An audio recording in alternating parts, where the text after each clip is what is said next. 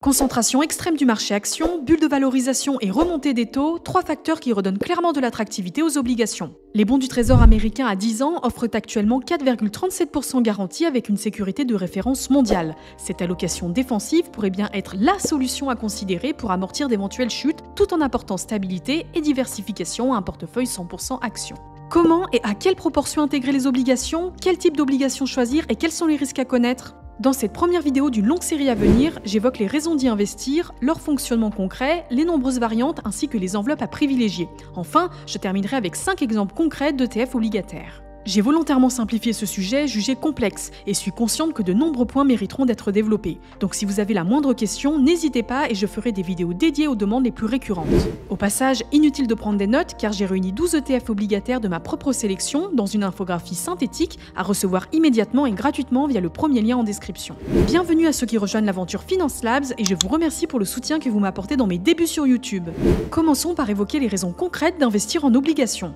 Je sais que beaucoup d'entre vous sont investis à 100% en actifs offensifs, stratégie visant à performer, mais comment réagirez-vous si votre portefeuille subissait 30 à 50% de baisse? Loin de moi l'envie de vous faire peur, mais supporteriez-vous cette éventualité? Pourtant, le simple fait de considérer une partie défensive réduirait drastiquement ce risque. C'est ici qu'interviennent les obligations avec pour objectif de stabiliser son portefeuille grâce à leur décorrélation avec les actions, de profiter d'un rendement intéressant avec un risque contrôlé, de préserver son capital lors des cracks, tout en ayant une poche de liquidité pouvant être déployée lorsqu'une opportunité se présente. Ce schéma vulgarise parfaitement leur impact. Les deux actifs évoluent de façon décorrélée, mais le mixte des deux permet de lisser cette volatilité. Résultat, le parcours est nettement moins chaotique et plus facile à supporter. Je pense notamment aux plus averses au risque ou à ceux qui se rapprochent de leur horizon d'investissement, retraite, achat immobilier, etc. Mais avant d'y investir, voyons ce qu'est concrètement une obligation et son fonctionnement. Pour faire simple, une obligation est un prêt que l'on fait généralement à un État ou à une entreprise qui s'engage à nous verser des intérêts réguliers, puis à nous rembourser intégralement sous un délai prédéfini.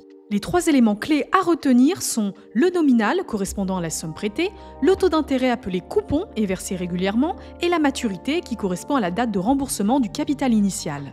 Prenons l'exemple du fonctionnement d'une obligation d'une valeur de 1 000 € sur 5 ans à 5% d'intérêt.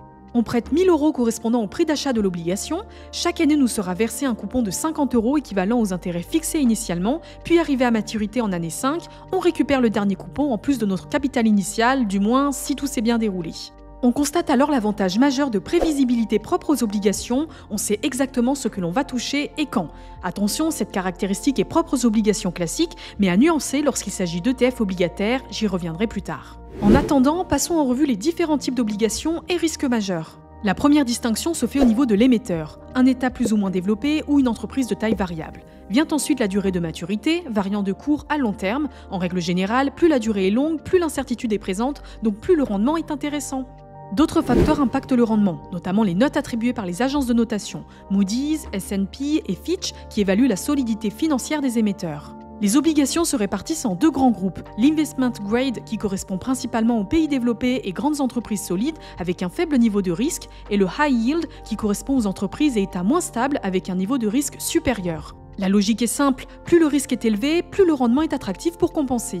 Dans l'état actuel du marché, je trouve le ratio rendement-risque intéressant pour certaines obligations investment grade allant de AAA jusqu'à BBB-. Je pense particulièrement aux obligations d'État américaines qui rémunèrent très convenablement pour un risque minime. Le high yield est aussi à considérer pour ceux qui souhaitent booster leur rendement obligataire tout en conservant un risque contrôlé selon votre profil d'investisseur bien entendu. Mais alors, quel risque majeur présentent les obligations ? Le principal est le risque de défaut. Il correspond tout simplement à la faillite de l'émetteur qui l'empêcherait de rembourser ses dettes. Ce risque est naturellement plus élevé pour une obligation d'entreprise moyenne que pour une obligation d'État stable, comme les États-Unis par exemple. C'est ainsi que l'on s'en remet aux notes des agences évoquées précédemment pour évaluer ce risque. Les autres à considérer sont le risque de taux, quand les taux montent, les prix des obligations baissent et inversement. Le risque de liquidité, une obligation est de nature moins liquide qu'une action. Le risque de change, pour les obligations en devises étrangères, ou encore le risque d'inflation, qui implique l'érosion du pouvoir d'achat des gains réalisés. Je ne vais pas m'étendre sur cet aspect technique, mais si vous avez la moindre question, n'hésitez pas et j'en ferai volontiers une vidéo dédiée. Passons maintenant aux méthodes concrètes pour investir en obligations.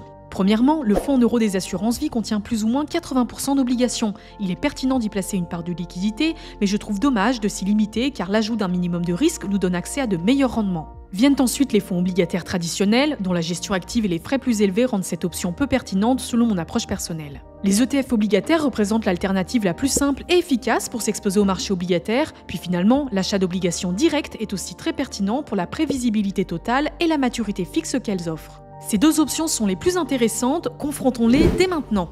On l'a vu, l'achat d'obligations en direct offre l'avantage d'une visibilité complète sur le déroulement de l'investissement, à condition d'atteindre maturité. En cas de revente anticipée, deux risques se présentent. Le risque de taux, si le taux monte, l'obligation perd de la valeur, et la liquidité réduite, qui peut créer un écart défavorable. Autre point, le ticket d'entrée est relativement élevé, généralement fixé à 1 000 € minimum, et le choix d'obligations reste limité selon le courtier. D'ailleurs, l'achat direct n'est accessible qu'en CTO, impliquant les 30% de flat tax sur le versement des coupons. Les ETF obligataires offrent quant à eux une diversification instantanée dans un panier d'obligations ainsi que des frais réduits.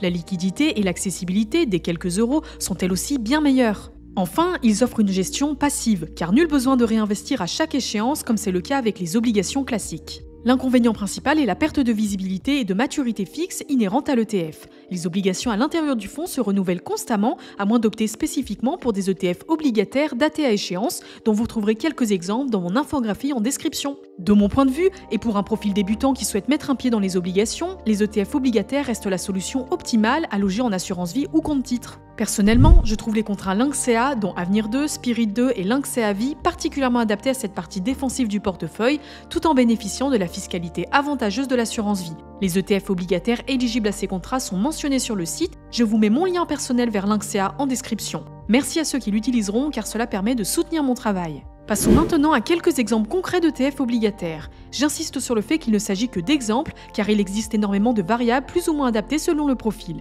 Il ne s'agit en aucun cas d'un conseil personnalisé, l'objectif est plutôt de vous aider à vous familiariser avec cette classe d'actifs. Au passage, ma sélection personnelle de 12 ETF obligataires se trouve dans mon infographie, à recevoir immédiatement et gratuitement via le premier lien en description. Mon premier ETF obligataire est l'Amundi US Treasury Bond, de maturité moyenne allant de 7 à 10 ans dans sa version Hedgée. Il permet d'investir dans un panier de 12 obligations du Trésor américain de qualité Investment Grade, noté AA+, en moyenne. Cet ETF est selon moi particulièrement intéressant dans le contexte actuel où les taux de la Fed redeviennent attractifs et permet de contrebalancer un portefeuille d'actions US, S&P 500 ou MSCI World par exemple. D'ailleurs, pour ceux qui n'ont pas vu ma précédente vidéo, j'y analyse les risques auxquels s'expose le marché actions, justifiant partiellement l'attractivité des obligations.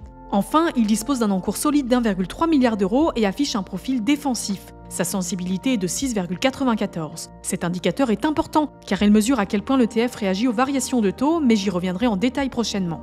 Ceux qui souhaitent s'exposer à 77 obligations d'État européennes disposent de l'ETF Amundi Euro Government de maturité 1 à 3 ans, soit en moyenne 1,93 années. Toujours Investment Grade, avec une notation moyenne de BBB+. L'encours de 2 milliards d'euros est important et l'ETF affiche un profil défensif. Plus court terme, sa sensibilité est faible à 1,85, donc très peu sensible aux variations de taux. Toutefois, je suis moins attiré par le ratio rendement-risque offert par les obligations d'État européens. Je trouve personnellement que dans le contexte actuel, les obligations américaines offrent un meilleur compromis. Pour les profils plus offensifs, prêts à ajouter une part de risque et donc de rendement à leurs obligations, cet ETF iShares High Yield Corporate Bond nous expose à 354 obligations d'entreprises européennes, principalement notées BB. On y retrouve des grands noms comme Iliad, Vodafone ou SoftBank parmi les principaux émetteurs. Avec une sensibilité modérée de 2,96 et une maturité moyenne de 3,35 années, il reste peu exposé aux variations de taux. Enfin, son encours est de 3 milliards d'euros et je trouve cet ETF intéressant pour ceux qui cherchent un rendement supérieur avec un risque mesuré par sa diversification. Mon quatrième ETF obligataire est l'Amundi Global Govies qui nous expose à 1100 obligations d'État de 13 pays développés notées A+ en moyenne. Sa diversification géographique est équilibrée avec environ 50% d'obligations américaines, 30% européennes et 16% japonaises. Sa sensibilité de 6,55 offre une exposition modérée aux variations de taux. Il est intéressant pour son profil résilient grâce à la diversification maximale des risques souverains et sa protection de change offerte par sa version Hedgée. Son encours est massif à hauteur de 4 milliards d'euros. Mon dernier exemple est un ETF obligataire à échéance. J'ai choisi l'iShares iBonds Corporate dont le terme est fixé à décembre 2028. Contrairement au précédent, il a une date de fin où l'intégralité du capital sera automatiquement remboursée aux investisseurs, retrouvant ainsi le caractère prévisible d'une obligation classique. Concrètement, en janvier 2029, tous les investisseurs retrouveront leur capital initial en plus des intérêts perçus.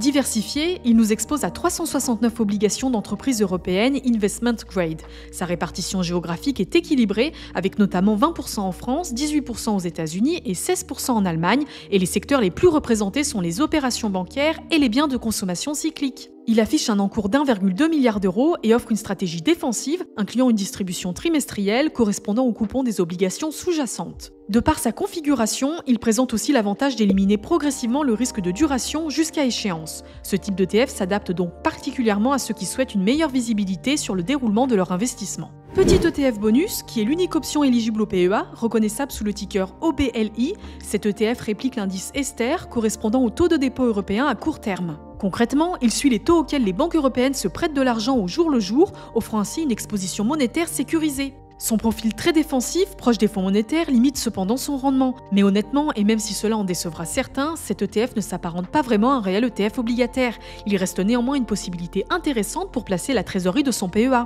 Vous constaterez que je ne suis volontairement pas rentré dans les subtilités de chaque ETF pour ne pas complexifier davantage cette première vidéo. Mais si cela vous intéresse, je pourrais vous faire des analyses d'ETF obligataires plus approfondies par catégorie d'obligations, américaines, corporate, à échéance, etc., comme je le fais pour le marché action.